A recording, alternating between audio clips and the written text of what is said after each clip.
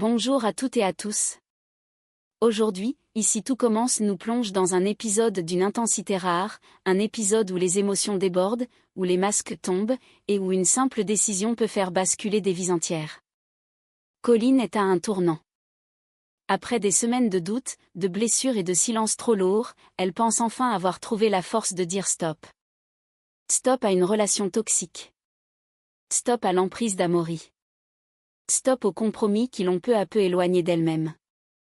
Mais dans cet épisode, rien n'est jamais aussi simple. Car lorsqu'on croit tourner la page, le passé trouve toujours un moyen de frapper à nouveau. Un message. Un rendez-vous au marché de Noël. Une tension qui monte. Et surtout, une question qui hante chaque scène. Colleen parviendra-t-elle réellement à rester fidèle à sa décision, ou va-t-elle une fois encore se laisser aspirer par une spirale destructrice? Autour d'elle, les lignes se tendent. Gaspard sent le danger approcher et tente désespérément d'intervenir, tandis que César choisit le silence, convaincu que Colleen doit affronter seule ses choix, même les plus risqués. Entre protection, maladresse, non-dit et vérité trop tardive, les relations se fissurent, parfois de manière irréversible. Et pendant que les cœurs vacillent, une autre urgence s'impose, le mariage de Carla et Bérénice approche à grands pas, la pression est maximale en cuisine jusqu'à ce qu'un événement brutal vienne tout faire exploser. Littéralement. Violence, effondrement, larmes, colère. Puis, au milieu du chaos, une lueur inattendue. Un élan collectif. Une solidarité qui pourrait bien transformer le pire en acte de résistance. Alors, dans cet épisode, une chose est sûre, rien ne sera laissé intact. Ni les relations. Ni les certitudes. Ni l'institut lui-même. Installez-vous confortablement, car aujourd'hui, Ici tout commence ne raconte pas seulement une histoire de cuisine ou de mariage mais celle d'une femme qui tente de se relever, coûte que coûte, face à ce qui aurait pu la briser. Dans le prochain épisode d'Ici tout commence, Colleen a la conviction d'avoir enfin trouvé l'élan nécessaire pour mettre un point final à sa relation avec Amaury. Ce choix ne s'est pas imposé à elle soudainement, il est le fruit d'un long cheminement intérieur, nourri par les désillusions successives, les blessures accumulées et une colère longtemps contenue. Pourtant, malgré la distance qu'elle tente d'instaurer, Amaury reste omniprésent dans ses pensées, comme une ombre dont elle n'arrive pas encore à se détacher complètement. Isolée, Colleen écoute le message vocal qu'il lui a laissé. Sa voix s'impose aussitôt, insistante, presque trop intime, comme si aucune frontière n'avait jamais existé entre eux. Il lui propose de se retrouver au marché de Noël, ce midi, avec une légèreté troublante, comme si tout pouvait reprendre son cours, comme si rien n'avait été abîmé. Ce rendez-vous, en apparence banal, agit immédiatement comme un déclencheur. Les émotions se bousculent en elle, violentes et contradictoires. Colleen se retrouve écartelée entre son désir profond de tourner la page et ce besoin irrépressible de comprendre, voire d'affronter une dernière fois celui qui l'a si durement déçue. Gaspard, de son côté, ne se laisse pas tromper. Il sent aussitôt le danger là où Colleen hésite encore. Là où elle doute, lui voit clair. Redoutant qu'elle ne replonge dans une spirale déjà trop familière, il tente de la mettre en garde, avec une sincérité brute, parfois maladroite. Il craint que ce rendez-vous ne soit rien d'autre qu'un nouveau piège affectif, une occasion pour Amaury de reprendre pied dans sa vie et de brouiller, une fois encore, les limites qu'elle tente de poser. Mais Colleen n'est pas en mesure d'entendre ces avertissements. Sa colère envers Gaspard est toujours vive, presque à fleur de peau. Les paroles qu'il a prononcées plus tôt l'ont profondément marquée. Elle se sent trahie dans sa confiance, jugée sans ménagement, blessée par celui qui prétendait vouloir la protéger. Cette fois, elle refuse catégoriquement que l'on décide pour elle. Face à lui, elle laisse enfin sortir ce qu'elle retient depuis trop longtemps. Elle lui confie à quel point ses actes l'ont atteinte, à quel point quelque chose s'est irrémédiablement fissuré entre eux. Elle n'est plus cette Colleen qui pardonne sans réfléchir, qui efface tout par habitude ou par peur de perdre les autres. Avec une fermeté nouvelle, elle lui demande de se tenir à distance, de cesser de s'immiscer dans sa vie et de respecter ses choix, même s'ils lui semblent erronés. Cet échange marque un véritable point de bascule. Colleen affirme enfin ses limites, mais cette prise de position a un coût. En s'éloignant d'Amaury, elle s'éloigne aussi de celui qui, maladroitement, cherchait à la protéger. Et tandis que la neige artificielle du marché de Noël s'apprête à accueillir des retrouvailles incertaines, une interrogation demeure. Colin parviendra-t-elle à rester fidèle à sa décision, ou Amaury réussira-t-il une fois encore à la faire douter?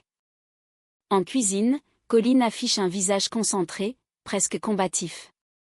À la tête de sa brigade, elle tente de canaliser l'énergie de chacun, pleinement consciente que le temps leur est compté. Le mariage de Carla et Bérénice aura lieu dès le lendemain, et la charge de travail reste colossale. Chaque geste compte, chaque minute perdue peut mettre en péril l'organisation. Malgré la fatigue et la pression, Colin s'efforce de tenir bon, de motiver les équipes, comme si le chaos extérieur n'avait pas sa place ici.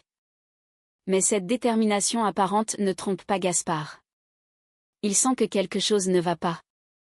Derrière l'efficacité et la rigueur de Colin, il perçoit une agitation intérieure bien plus profonde. Il sait qu'elle a prévu de rejoindre Amaury au marché de Noël, et cette perspective l'angoisse.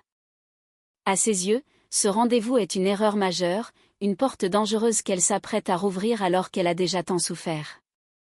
Pressé par l'urgence, Gaspard se tourne alors vers César.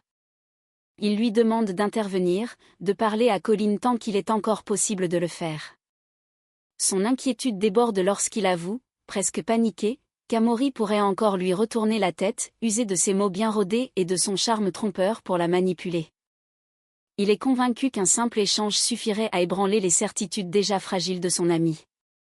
Mais César adopte une position radicalement opposée. En retrait, il refuse de s'en mêler. Selon lui, Colin a besoin d'espace, non d'une pression supplémentaire. Elle est suffisamment adulte pour faire ses propres choix, même lorsqu'ils comportent des risques. Insister à ce moment précis ne ferait, selon lui, que renforcer son sentiment d'être envahie et incomprise. Là où Gaspard perçoit un danger imminent, César voit avant tout une décision personnelle qu'il faut respecter. Cette opposition de point de vue installe une tension sourde. Gaspard se sent impuissant, partagé entre son besoin de protéger Colin et la peur de la perdre en s'acharnant. César, quant à lui, préfère croire qu'elle saura trouver seule la lucidité nécessaire, quitte à se heurter à ses propres erreurs. Pendant ce temps, Colin continue d'avancer, absorbée par les préparations, sans se douter que, dans son dos, deux visions s'affrontent sur ce qui serait le mieux pour elle. Entre la pression du mariage, la fatigue accumulée et le rendez-vous qui l'attend, elle se retrouve à un carrefour décisif. Et tandis que les fours montent en température et que les commandes s'enchaînent, une autre échéance, bien plus intime, se rapproche inexorablement. Une fois les derniers préparatifs enfin achevés, la tension retombe légèrement en cuisine.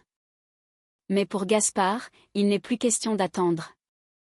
Il sait que si personne n'agit maintenant, Colin se dirigera droit vers Amaury sans jamais entendre ce qui aurait dû être dit depuis longtemps. Presque malgré lui, il pousse alors César à intervenir.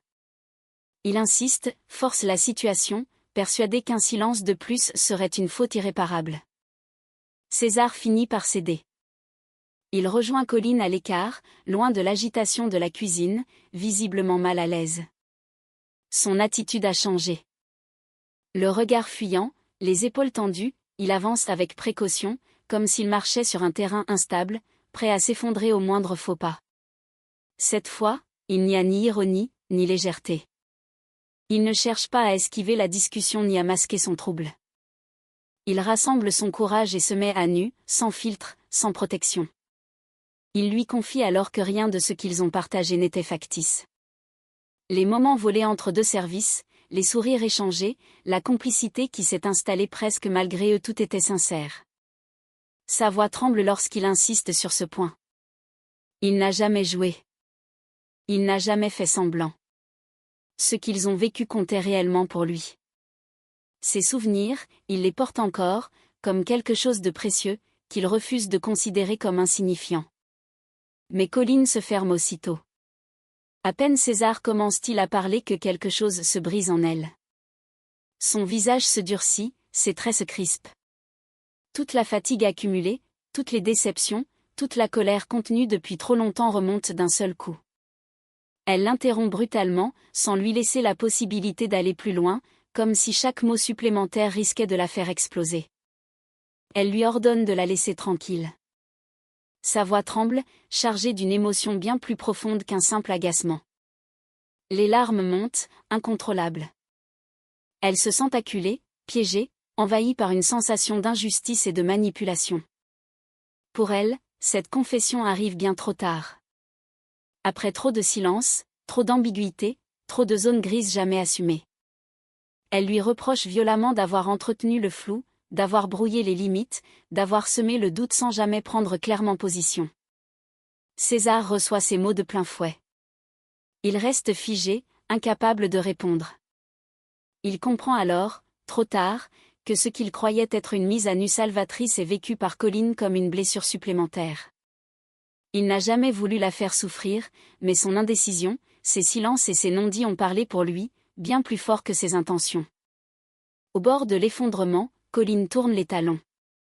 Elle s'éloigne sans se retourner, laissant derrière elle une conversation inachevée et un lien encore un peu plus fracturé.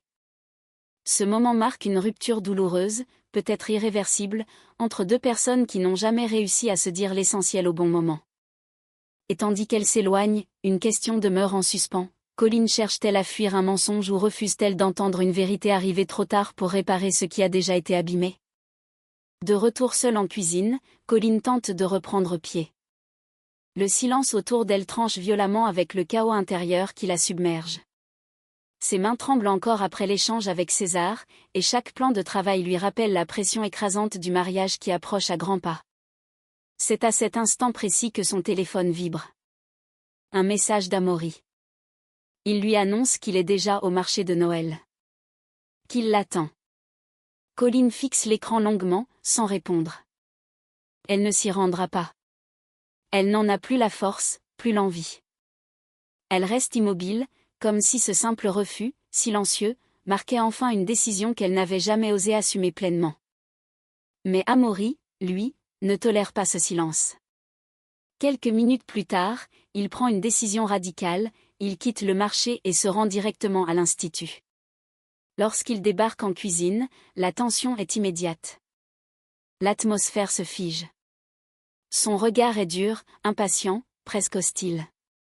Il exige des explications, cherche à comprendre pourquoi Colline ne s'est pas présentée au rendez-vous. Sa voix se fait pressante, teintée d'un reproche à peine dissimulé.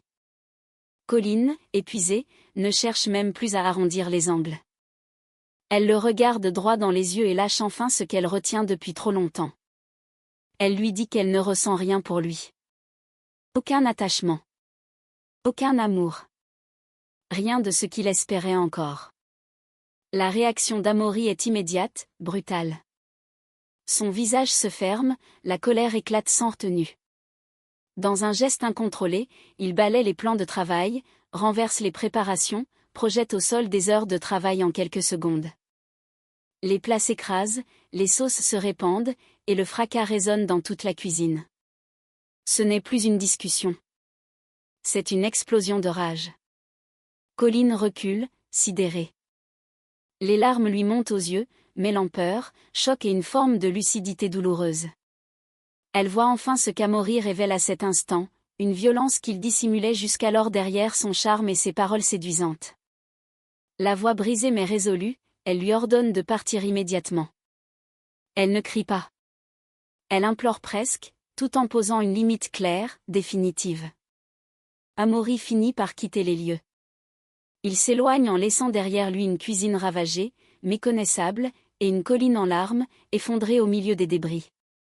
Les plans de travail renversés, les préparations détruites, le silence qui retombe brutalement, tout témoigne de la violence de ce qui vient de se produire. Ce moment marque une rupture sans retour possible. Ce n'est plus seulement une relation qui s'achève, mais une illusion entière qui s'écroule, brutalement, sans ménagement. Et tandis que Colline reste seule, tremblante, encore sous le choc, une certitude s'impose à elle avec une clarté douloureuse, elle a frôlé quelque chose de bien plus grave encore. Elle comprend, presque malgré elle, qu'en posant cette limite, elle s'est protégée in extremis d'un engrenage autrement plus destructeur. Mais cette lucidité n'efface rien de l'effondrement qui suit. Après l'explosion d'Amaury, Colline touche le fond. La cuisine saccagée devient le miroir fidèle de son état intérieur. Elle se sent vidée, écrasée, submergés par un mélange de honte, de culpabilité et d'épuisement. Comme si tout ce qui s'est joué venait soudain lui retomber dessus en bloc. Les heures de travail réduites à néant, la pression du mariage à quelques heures à peine, et cette impression persistante d'avoir perdu le contrôle l'empêchent de respirer. Un instant, elle doute. Elle se demande si elle a encore la force de continuer. C'est là que Gaspard et César interviennent. Ils ne la laissent pas s'enfermer dans le silence ni s'enfoncer dans la solitude.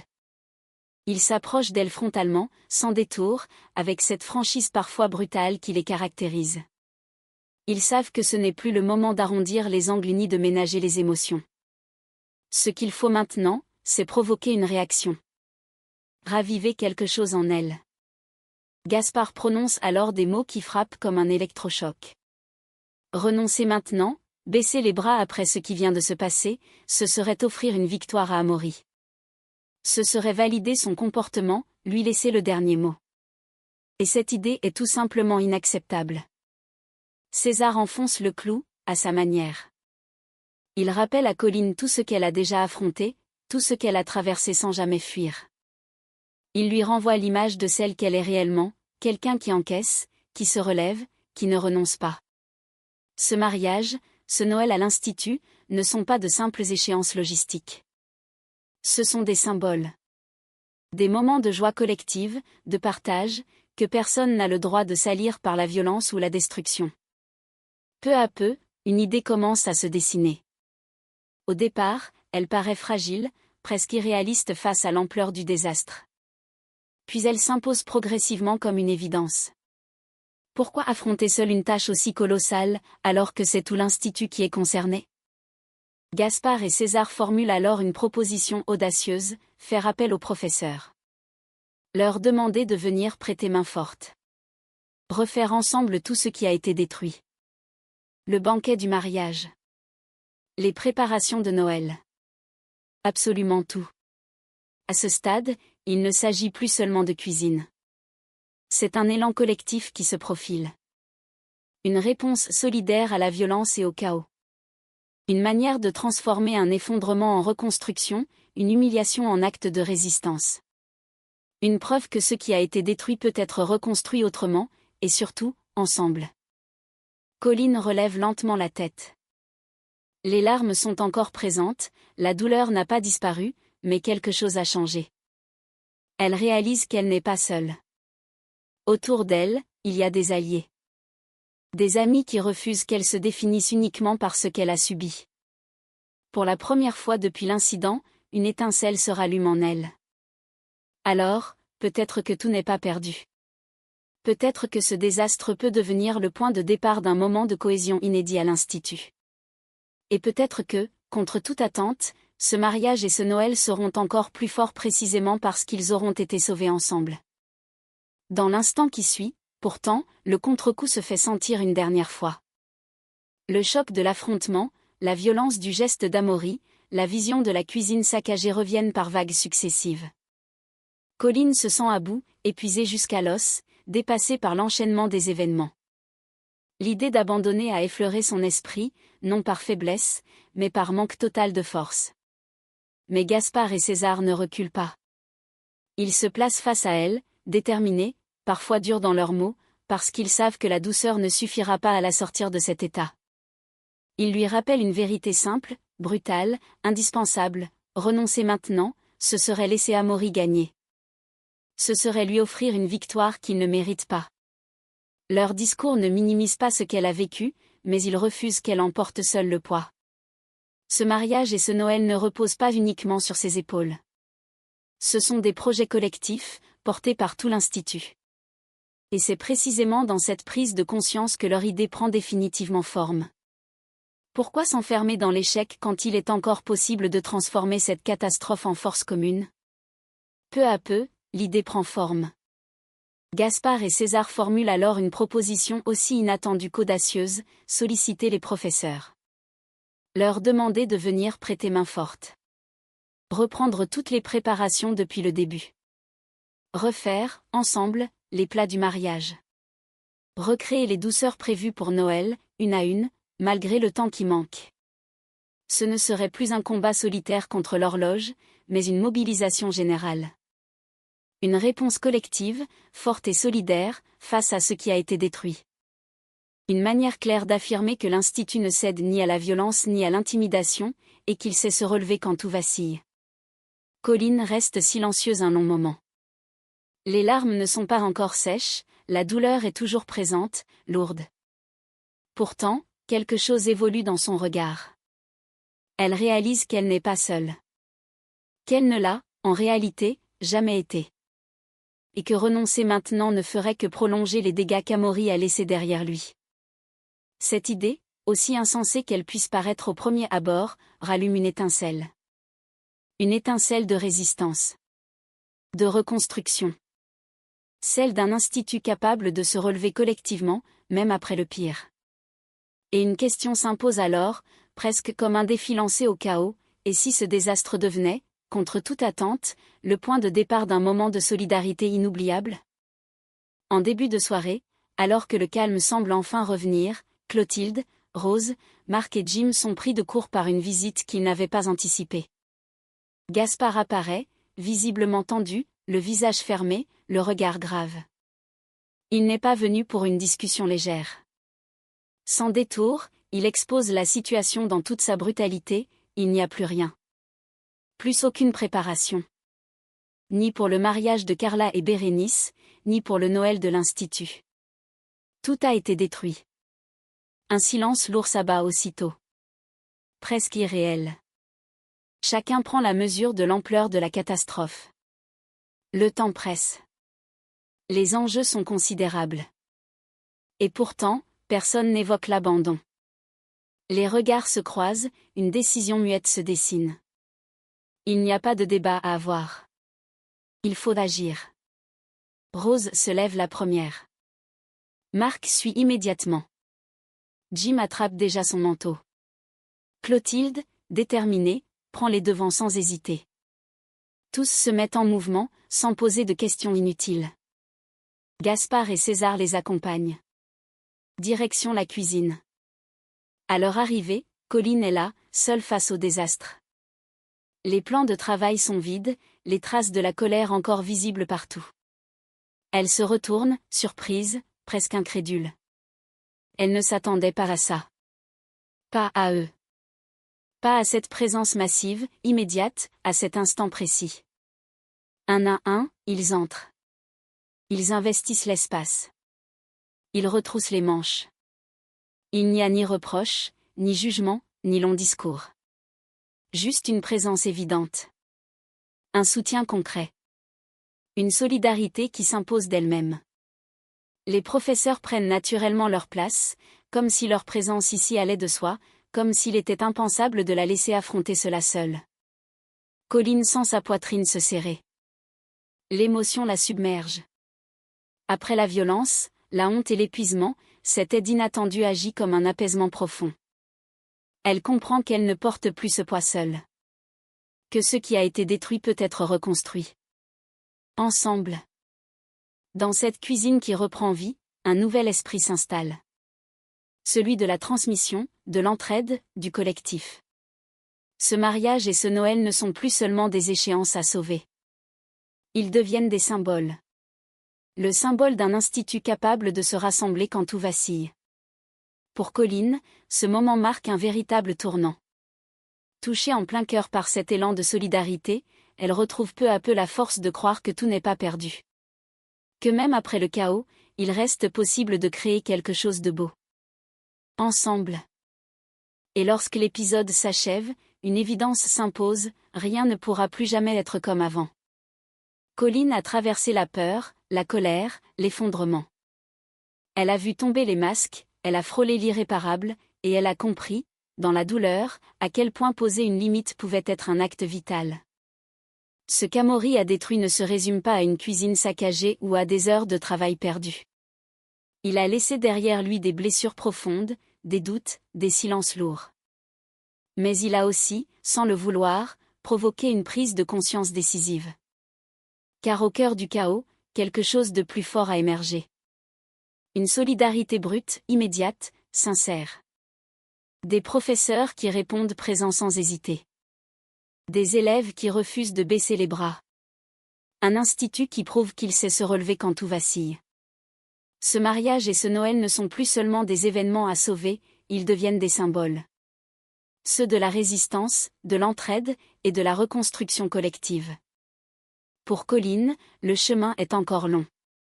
Les blessures ne disparaissent pas en une nuit. Mais pour la première fois, elle n'avance plus seule. Et parfois, c'est précisément dans les pires épreuves que naissent les plus grandes forces.